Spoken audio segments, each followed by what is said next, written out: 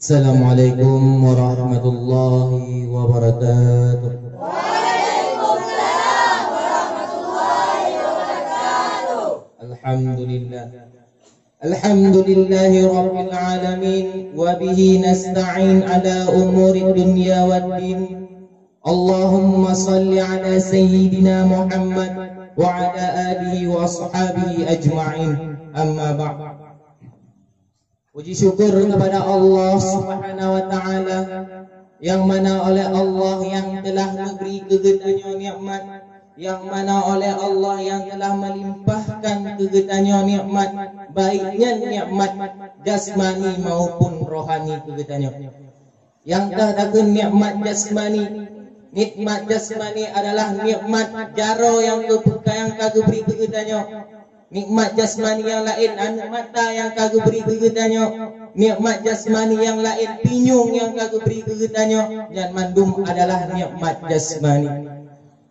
Patut kita syukuri nikmat jasmani yang mandum.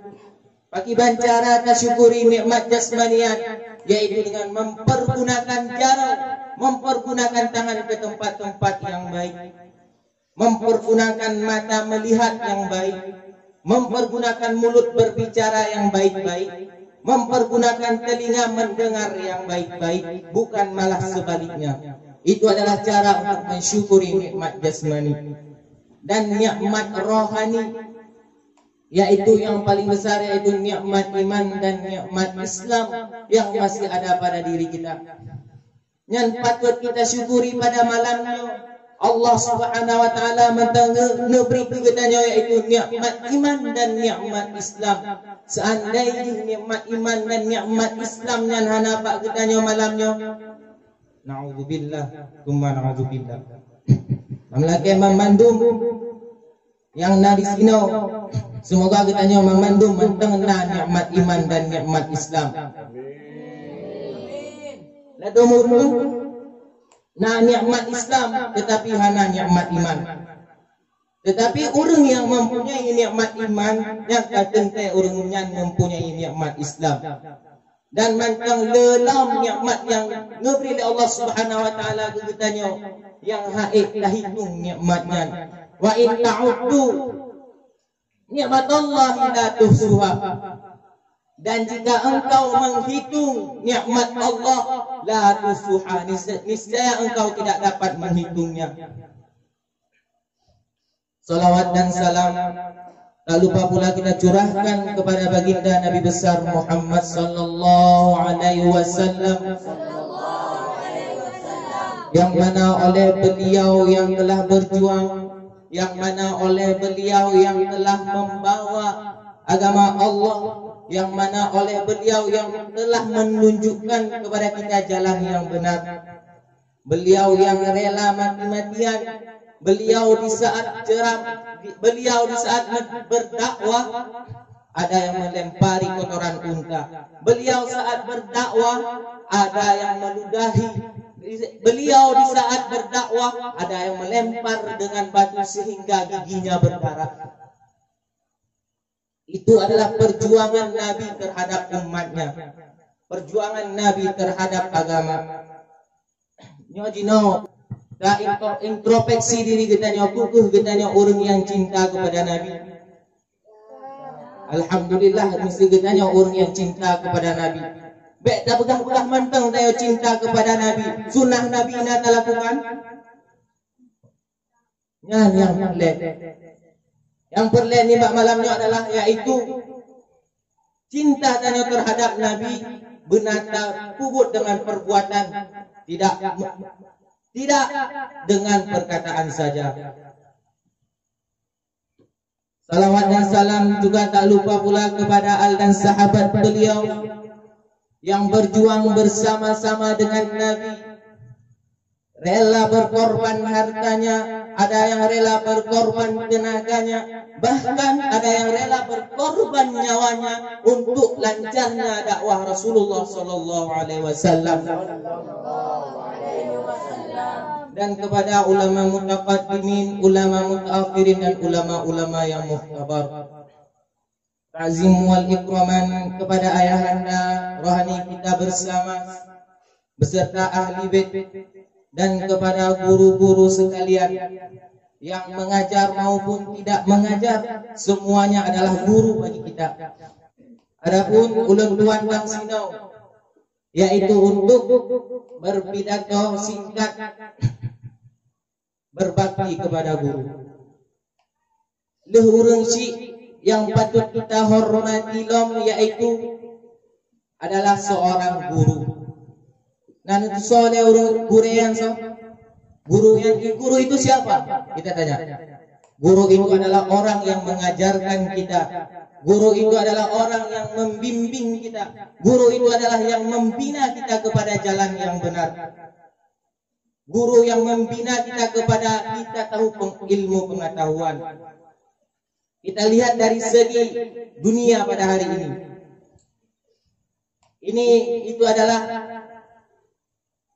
Itu adalah profesi sebagai guru. Kita lihat dunia pada hari ini, jika presiden jika tidak mempunyai ilmu, apakah dia menjadi seorang presiden? Tidak. Presiden pasti mempunyai ilmu. Dia mempunyai ilmu pasti mempunyai guru. Begitu juga kita lihat dari segi agama. Guru ini adalah orang yang berperan penting bagi kita. Kenapa tidak? Karena guru adalah orang yang menunjuki jalan kita kepada jalan surga. Guru yang membina kita kepada jalan akhirat, jalan surga. Itu adalah masa depan kita nanti. Masa depan yang betul-betul masa depan adalah surga. Apakah kita akan masuk ke dalam surga ataupun sebaliknya kita akan masuk ke dalam neraka? Maka oleh sebab itu Sayyidina Ali pernah berkata, "Ana 'abdun 'allamani man 'allamani al-haq." Aku adalah hamba bagi orang yang mengajariku satu huruf. Dan nanti mau hamba yang gimana? Hamba yang lamid. Nanti mau lamid gimana? Lamid adalah jid tamsilan, yaitu barang. Jid kepublon, jid kejuk, jid dumpu je kepubut ke lamidnya. Nyan angkunya ditanya pada malamnya. Ditanya orang yang tengah merunanya adalah lamid mandum bagi seorang guru. Maka oleh karena itu sepatutnya bagi seorang lamid untuk mentaati gurunya. Sepatutnya bagi seorang lamid mematuhi peraturan gurunya. Jangan malah membangkang gurunya. Sayyidina Ali adalah orang yang sangat mulia.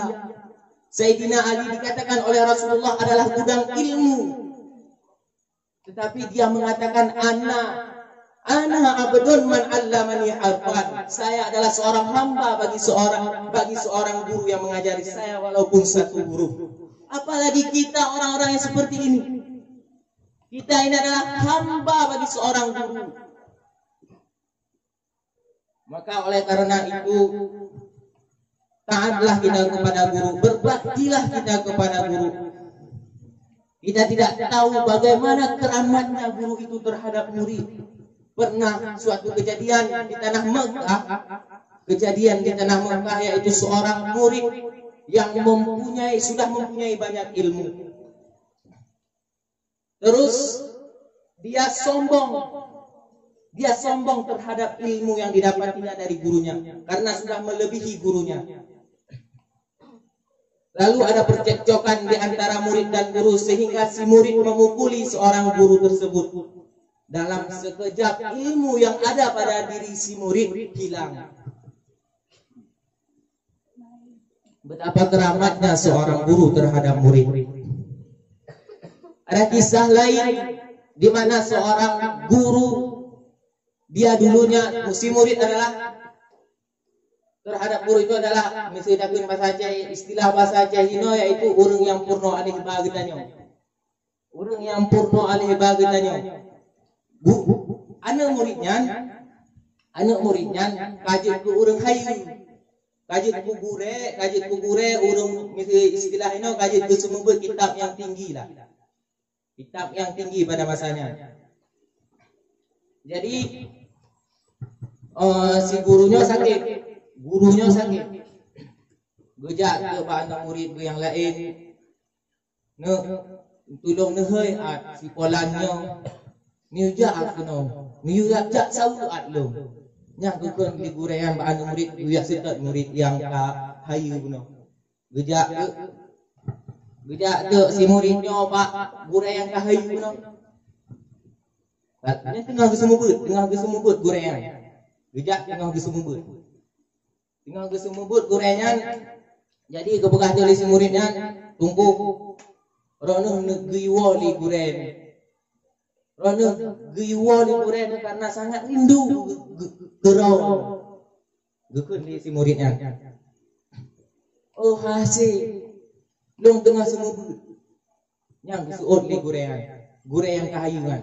Gejak ke wala muridnya. Kebegah apa guren itu? Hasil gejak tengah semubut. Yang karena pada menit maka berselang waktu pergi lagi dia terhadap guru yang hebat tadi. Bik karindu gerau nuwo siat manteng. Nijak sawu siat manteng. Sampai 3 kali seperti itu maka mukalah hati guru terhadap si murid itu. Dalam sekejap dia tidak bisa membaca kitab tersebut.